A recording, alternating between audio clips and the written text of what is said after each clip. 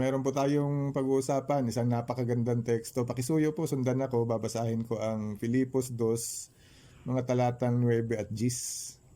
Ito po ang sabi, dahil diyan, binigyan siya ng Diyos ng isang nakatataas na posisyon at ng pangalang nakahihigit sa lahat ng iba pang pangalan para lumuhod sa pangalan ni Jesus ang lahat ng tuhod, ang mga nasa langit at nasa lupa at nasa ilalim ng lupa.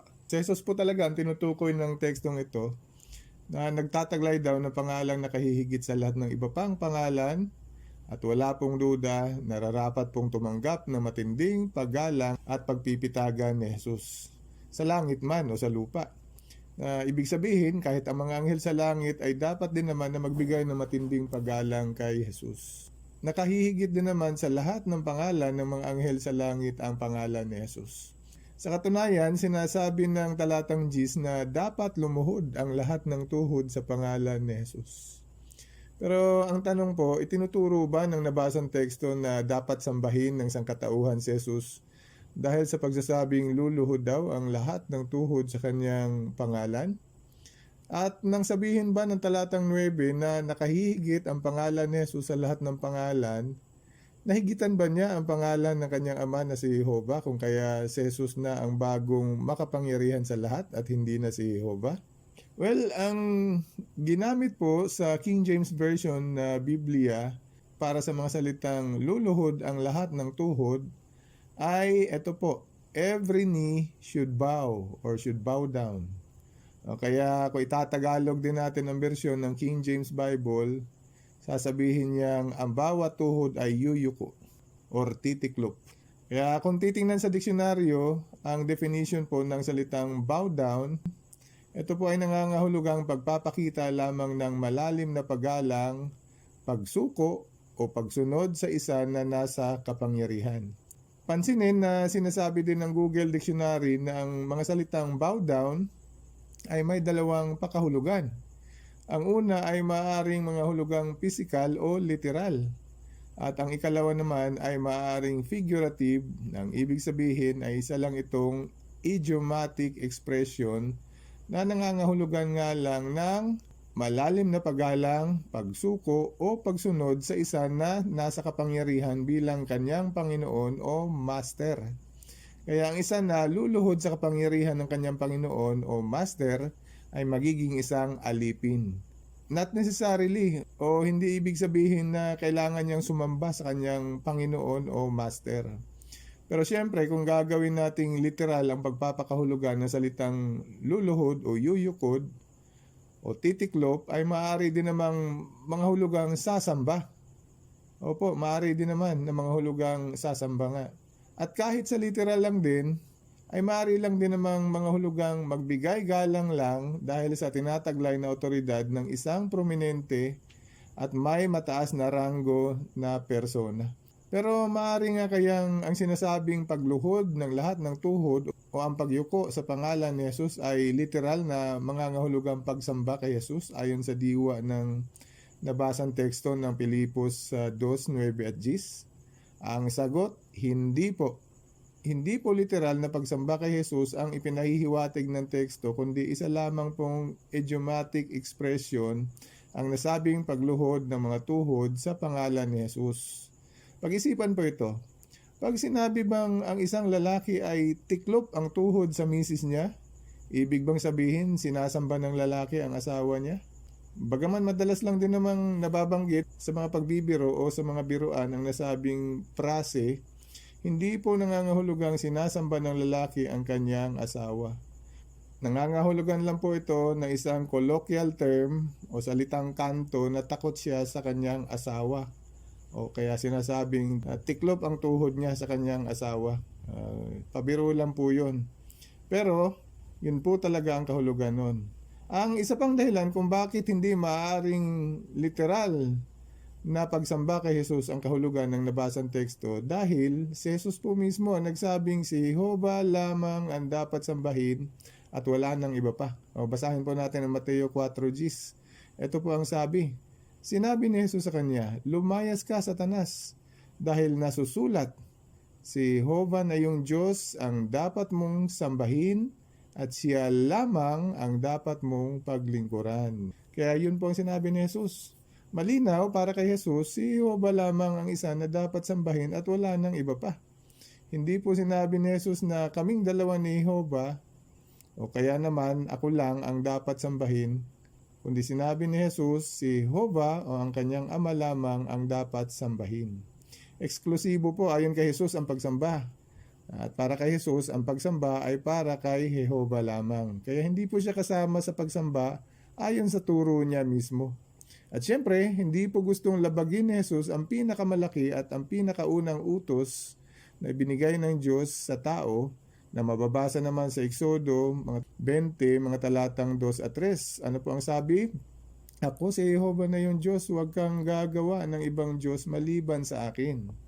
Yun po ang sabi ni Jehovah. Ayaw po ni Jehovah na magkaroon ng ibang Diyos.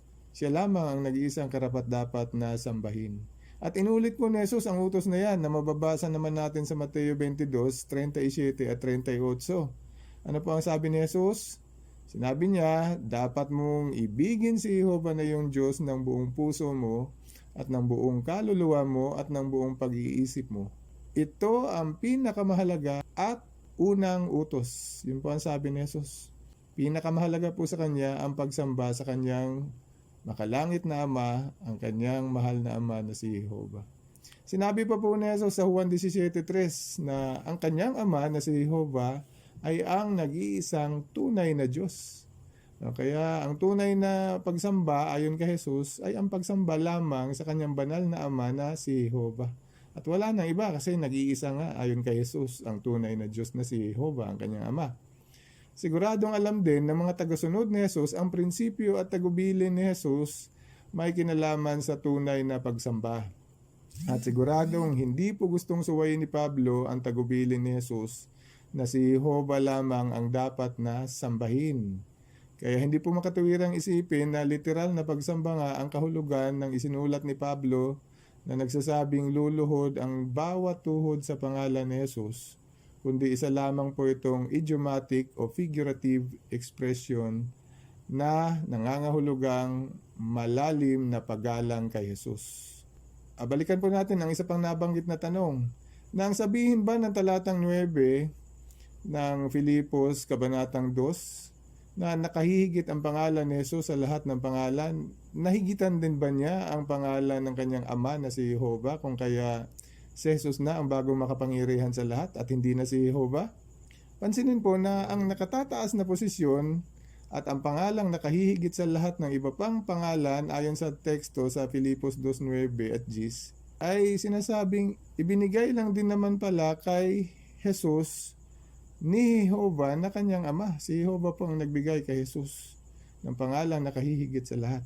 At kung bakit binigyan ni Jehovah si Jesus ng nakatataas na posisyon ay dahil gusto ni Jehovah na magbahagi kay Jesus ng mataas na otoridad dahil taglay ni Jehovah ang pinakamataas na otoridad at kahit mabawasan pa ng napakalaking otoridad si Jehovah upang ibigay kay Jesus, labis-labis pa rin ang otoridad ni Jehovah kung ihahambing sa ibinigay niyang malaking otoridad sa kanyang mahal na anak na si Jesus. O kaya hindi pa rin po mapantayan ng mataas na posisyon ni Jesus ang pinakamataas na posisyon ng kanyang mahal na ama na si Jehovah.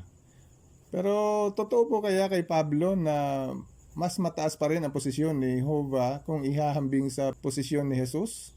Alam kaya ni Pablo na si Jehovah lang ang merong pinakamataas na posisyon at hindi naman si Jesus? Ang sagot, opo. Alam na alam po ni Pablo na hindi kailanman mapantayan ni Jesus ang otoridad at kapangyarihan ni Jehovah na kanyang ama. Basahin po natin ang konteksto sa Filipos 2:9 at 10. Iatras lang po natin ang pagbasa sa mga naunang talata. Basahin po natin ang Filipos 2:5 at 6 naman. Ito po ang sabi, patuloy ninyong tularan ang pag-iisip ni Kristo Jesus dahil kahit umiiral siya sa anyong Diyos, hindi man lang niya inisip na maging kapantay ng Diyos. Kaya yun po ang sabi ni Apostol Pablo.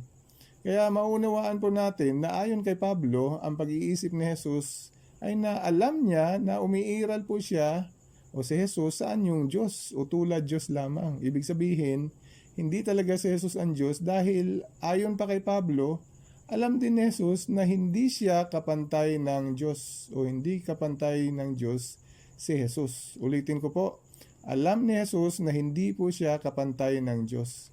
Kaya naman sinabi nga ni Jesus na si Jehovah lamang ang kanyang Ama, ang nag-iisang tunay na Diyos, at si Jehovah lang din naman ang nag-iisang dapat sambahin.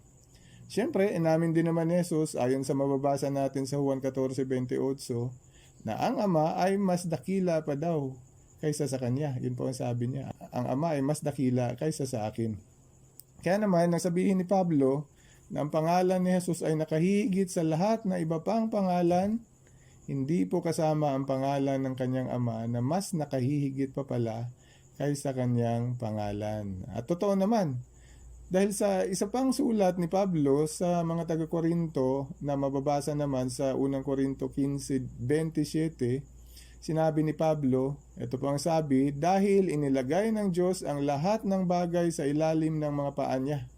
Pero nang sabihin ang lahat ng bagay ay napasailalim, malinaw na hindi kasama rito ang isa na nagbigay sa kanya ng otoridad sa lahat ng bagay.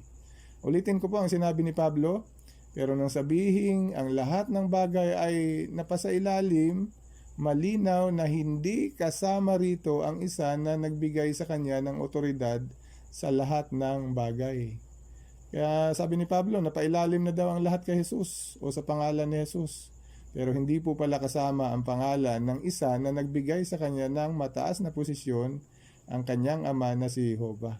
Kaya ang pangalang nakahihigit sa lahat ni Jesus ay nasa ilalim pa rin po ng pinakamataas na pangalan ng buong universo, ang pangalan ni Jehovah.